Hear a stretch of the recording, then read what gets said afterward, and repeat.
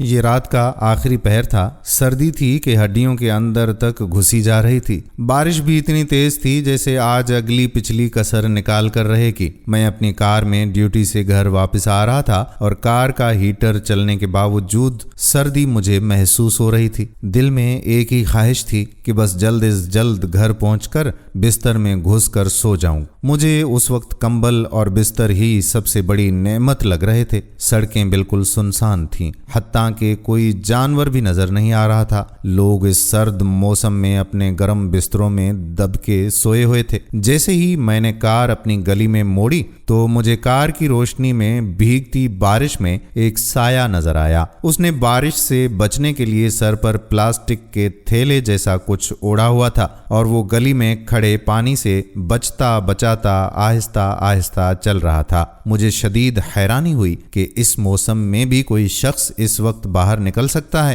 اور مجھے اس پر بہت ترس آیا کہ پتہ نہیں کس مجبوری نے اسے اس پہر اس طوفانی بارش میں باہر نکلنے پر مجبور کیا ہوگا۔ میں نے گاڑی اس کے قریب جا کر روکی اور شیشہ نیچے کر کے اس سے پوچھا، بھائی صاحب آپ کہاں جا رہے ہیں؟ آئیے میں آپ کو چھوڑ دیتا ہوں۔ اس نے میری طرف دیکھ کر کہا، شکریہ بھائی صاحب، بس میں یہاں قریب ہی تو جا رہا ہوں، اس لیے پیدل ہی چلا جاؤں گا۔ میں نے تجسس بھرے لہجے میں پوچھا کہ اس وقت آپ کہاں جا رہے ہیں؟ اس نے بڑی متانت سے جواب دیا، مسجد۔ میں نے حیرانی سے پوچھا، اس وقت مسجد میں کیا کرنے جا رہے ہیں؟ اس نے کہا کہ بھائی صاحب میں اس مسجد کا مؤذن ہوں اور فجر کی اذان دینے کے لیے مسجد میں جا رہا ہوں۔ یہ کہہ کر وہ اپنے راستے پر چل پڑا اور مجھے ایک نئی سوچ میں گم کر گیا۔ کیا آج تک ہم نے کبھی سوچا ہے کہ سخت سردی کی رات میں طوفان ہو یا بارش ہو، کون ہے جو اپنے وقت پر اللہ کے بلاوے کی صدا بلند کرتا ہے؟ کون ہے جو ہمیں بتاتا ہے کہ نماز نیند سے بہتر ہے؟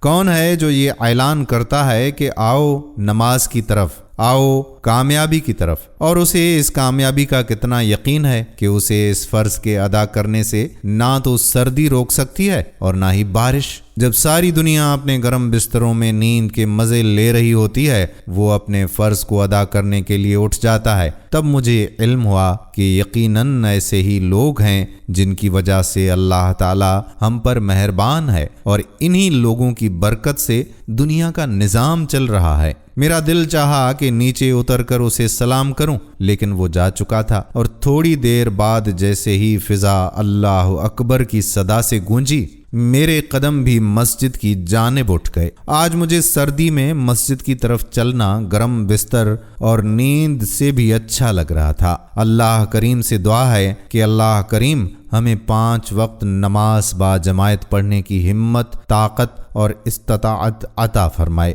آمین ثم آمین یا رب العالمین۔ دوستو، ہم امید کرتے ہیں کہ ہماری آج کی ویڈیو آپ کو پسند ضرور آئی ہوگی۔ اگر ویڈیو پسند آئی ہے تو اپنے دوستوں کے ساتھ اسے شیئر ضرور کیجیے۔ کیا پتا کہ ہماری بات کسی کے دل میں اتر جائے اور وہ نماز کی طرف راغب ہو جائے۔ اس کا اجر و ثواب آپ کو بھی ملے گا اور ہمیں بھی ملے گا۔